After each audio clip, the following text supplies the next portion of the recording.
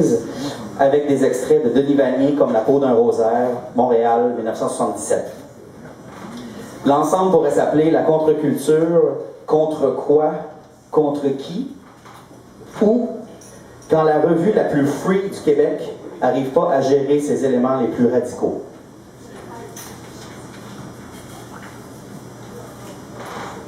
Avec un ensemble de données et facteurs impliqués dans le concept de culture aussi vaste que mouvant et en conséquence l'inévitable pluriel des réactions s'y opposant, il apparaît non probant de penser la contre-culture comme un régime fédérateur et homogène. À son plus petit dénominateur commun, on la rattachera, comme son nom l'indique, à une idéologie de contestation globale d'un ordre établi. Notre action tente de récupérer la police gynécologique, les savants libéraux qui infectent des ovaires pour tester la formule du manque perpétuel, les juges impuissants qui ne sucent que des organes propres. Ainsi, l'illégalité, l'exploitation d'autrui par tous les moyens à travers tous les fakes seront la tentation inévitable des exploités s'appliquant à eux-mêmes les manœuvres dont ils sont victimes ensemble. Manœuvres évidemment maintenues par la force pour déprimer et détruire l'énergie d'une classe. Mais quel ordre et quelle réponse? D'une idée de départ qu'on a colportée sans trop la remettre en cause, modelée à partir d'un certain état d'esprit associé au tournant des années 70, on observe rétrospectivement de cette période une prolifération de discours nettement moins convergents qu'il n'y paraissait. Le champ contre-culturel est complexe, agité de mouvements contradictoires, brisant la quasi-évidence de sa définition. Il est certes lié à des situations qui le provoquent et à des conséquences qui l'incitent, mais la protestation n'est ni univoque, ni unilatérale. Mais le contrôle est difficile. Il faut que ce soit les exploités qui l'assurent, en s'espionnant et se dénonçant les uns les autres, victimes d'un système de valeurs, alors que pour si un sujet des contraintes sont personnalisées en un pouvoir extérieur haïssable, une lutte est possible et la structure d'abus est en péril.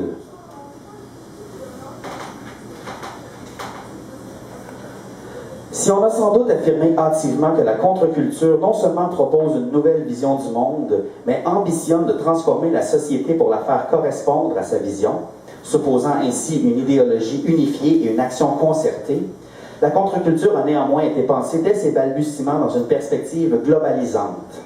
Tant dans l'identification du problème, cette société industrielle technocratique pointée du doigt par l'historien et sociologue Théodore Roszak, que dans sa solution, à savoir une libération d'abord individuelle, puis collective, par l'élargissement des consciences et des possibilités humaines.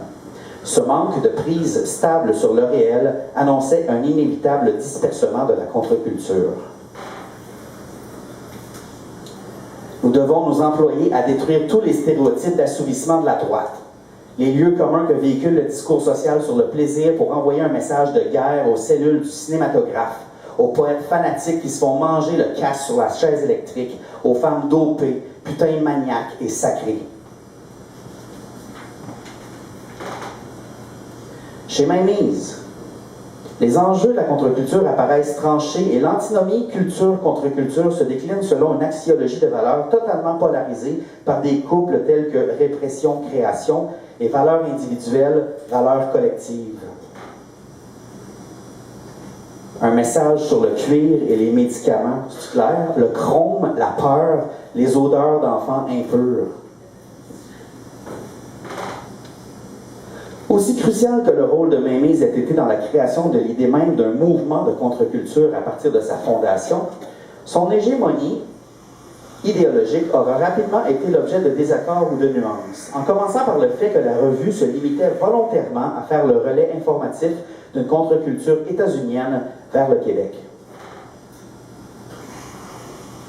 Une société qui exploite l'homme a par définition besoin d'un ordre sexuel rigoureux, sans lequel aucun détournement, aucune captation, aucun privilège, aucun abus décisif et durable ne serait possible. La pornographie religieuse, avec la marijuana, le début d'une des formes de la Révolution. Un autre ordre critique a trait aux frontières idéologiques du contre-culturel. Paul Chamberlain rappelait combien le spectre idéologique de Mainmise avait été traversé d'une multitude d'idées, d'actions et de réalisations. qu'il importe de ne pas figer cet ensemble de phénomènes en une fausse représentation de cohérence, d'unité stable, qui n'a jamais été celui de mainmise. Dans nombre de cas, ce qui peut apparaître comme caractéristique de la contre-culture peut tout aussi bien provenir de courants ou de milieux qui n'ont rien de typiquement contre-culturel et qui, parfois, s'en démarquent vigoureusement. On renforce l'absence de discours collectif, défend l'usage des graines opérées aux femelles pourrites loin des images qui questionnent. Les rapports qui nous parviennent sont infectés d'amour, des tubes secs en chaleur.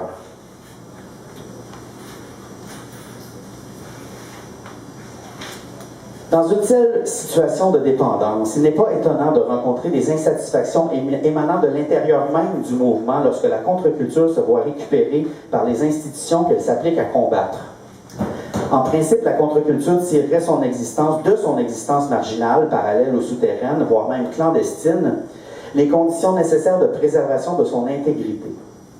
D'autres plaideront qu'au contraire, la contre-culture devrait s'appliquer à perturber l'ordre établi, à s'y opposer frontalement, dans une dynamique d'activisme révolutionnaire. Dans tous les cas, une contre-culture, qu'elle soit positionnée en marge d'une culture dominante ou en opposition directe avec celle-ci, devrait en toute logique être affranchie des contingences émanant de l'État, notamment sur le plan du financement ou de la